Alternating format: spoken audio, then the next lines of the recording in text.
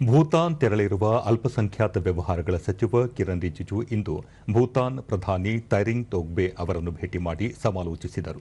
ಈ ಕುರಿತು ತಮ್ಮ ಸಾಮಾಜಿಕ ಜಾಲತಾಣದಲ್ಲಿ ಮಾಹಿತಿ ಹಂಚಿಕೊಂಡಿರುವ ಅವರು, ಭೂತಾನ್ ಪ್ರಧಾನಿ ಅವರೊಂದಿಗೆ ನಡೆಸಿದ ಮಾತುಕತೆ ಉಭಯ ದೇಶಗಳು ಪ್ರತಿಪಾದಿಸುವ ಸ್ನೇಹ ಮತ್ತು ಮೌಲ್ಯಗಳ ಸಮೃದ್ಧಿಯನ್ನು ಬಿಂಬಿಸುತ್ತದೆ ಎಂದು ತಿಳಿಸಿದ್ದಾರೆ.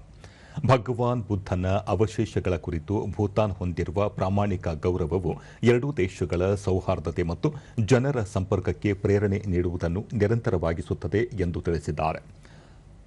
ಇದಕ್ಕೂ ಮುನ್ನ ಭಗವಾನ್ ಬುದ್ಧನ ಪವಿತ್ರ ಅವಶೇಷಗಳನ್ನು ಹಿಂದಿರುಗಿಸುವ ನಿಯೋಗದ ನೇತೃತ್ವ ವಹಿಸಿರುವ ಸಚಿವ ಕಿರಣ್ ರಿಜಿಜು ಇಂದು ಬೆಳಗ್ಗೆ ಭೂತಾನ್ ತಲುಪಿದರು.